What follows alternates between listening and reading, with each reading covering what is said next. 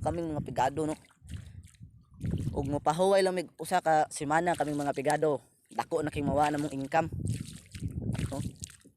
Pami kwarta, pami kanon, gutom pangguwa na mo. Kami mga pedo kami mga pigado kinahanglan namong mopugi, moobra no. Para nami income taga-adlaw, nami makaon, di mi magutom. So, pugi ra gyud mga pigado no. Pugi wala may buhaton sa kinabuhi no. No. Dili ra sa tanang panahon, dili ra mi hasta no. Napo may mga plano, napo may mga pangarap kaming mga pigado. Ang pangarap ng pigado siyempre pangarap po namong maarang-arang no, maahon mi sa kahirapan no. Makuan mi matawhay mi kami mga pigado para kapahuway po mi sa mga obra nga mga bugat no. Dili ra tanan pigado nga gustong mapigado. Gusto namong mga pigado matawhay mi no. Maangat mi sa kinabuhi. Mo bitawng naabitaw nga kining uban nga mga kabataan di ba? Siyempre kalabanan na tong mga kabataan maingor ta nga miskwela ta gani sa una. Ako di medyo ako i-deny nga muskapo ko sa una di ba? Siyempre iskapo kita kay madata sa barkada no, madata sa mga sa probinsya sa barkada no.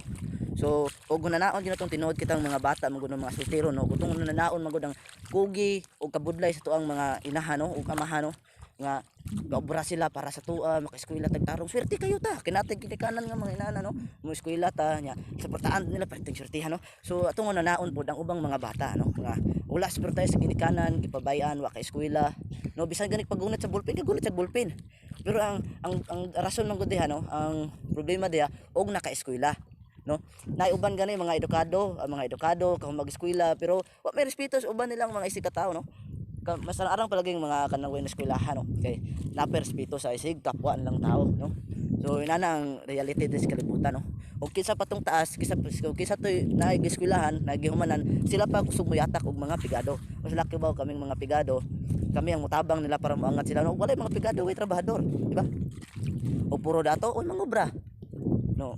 Ug unsa kaburing ang kalibutan ug puro dato ang tao no. Syempre di mahimo nga way pigado, di mahimo nga way dato no. Natural na kay dato sa kalibutan no, mo naghimo sa Ginoo. So ang problema man gud is no, ang respeto gid no. Ang respeto magud mo gud gahatag diri og kanang tawag bitaw nga peace di ba no. Makita naman to nas mga balita diha no nga nayuban gani nga kanang lahang mama, lahang papa, lahang kaya bitong nasabat-sabat ra bitaw ba nga mura ra bitaw nilang barkada no. Unsa na alam mo kay bag unsa nakasakit sa ginikanan nga ananaon silang anak no. So ako na feel ko na kinako inahan no. Siyempre ako makasabat ko no pero in the good way no. In the good way ko mosabat no, na ako sinsakto. Di ko mosabat og nako sa sala no. Kay og nako sa sala di ko mosabat. Kay sala man ako di ba? Sala. Pero naka sa insakto, siyempre paglaban gyud nimo muhang karapatan no. Una ka sakto pero dili na madala no, bisag sala na imuhang kontra, sakto ka nya magpa-insakto pag ito siya bisag sala na siya. Ang pagpasabatan na mohilom na lang ka. No? Mohilom na lang ka kay para wa nay gamo. Budlay mo nay gamo no. Kapoy magog na kay kontra. Kita puya. No? So maong kamo nga kita nga nakasabot or makasabot ang tao no. Siyempre makaintindi. Kay kasabot man, siyempre makaintindi no. Libo kay istorya daghan jud palibig no. Pero ang kan magud akong punto magud ako ang mean no. Respetuhanay sa sagusa. Nga na rin kita no. So mao na ako ang kandano nga magrespetuhanay lang gyud, respeto lang gyud, respeto. Daghan mo kang tao nga dili mo respeto sa usag usa no. Gusto nila taas sila no. Gusto nila di sila maabot, gusto nila sila pirmi ang hangaron. Di na pwede. Maabot ang simple gyud nga kamong naa sa kanang taas na kayo nya kusog kay mo yatak og tao.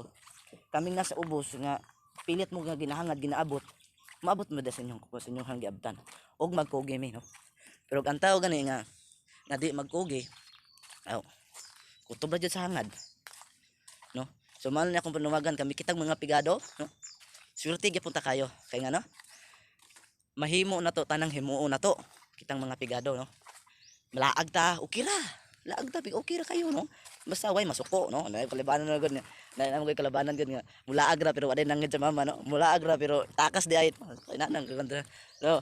Kita nga mga gahi-gahi ta tita sugtan sa tong mama laag ta oy hala oray lagi ta pero makaron manghinaw sa ta no. Ana ra mong guna no. Kon mo gani siya guys no. Wala ko ni siya gisulti para mamatang isa ka tawo no. Gisulti ko ni siya no. Kuha na siyang gisulti man gud guys kay mao mo guna sa ko ang kuang heart no, mao ni siya sa kuang mind no. Di man gud ko mahimutang og di na ko maistorya gud ang ako ang dapat istorya no.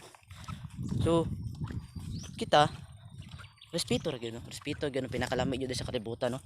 Respeto ng paghigugma no, di gyud na magkuyog gyud na pirmi ang respeto, paghigugma sa tawag na sa Bisaya ng magpasensyahanon no? Ng mapagbigay no, dapat naagi na tanan tao pero nang nobody's perfect no, walay perfecto sa kalibutan.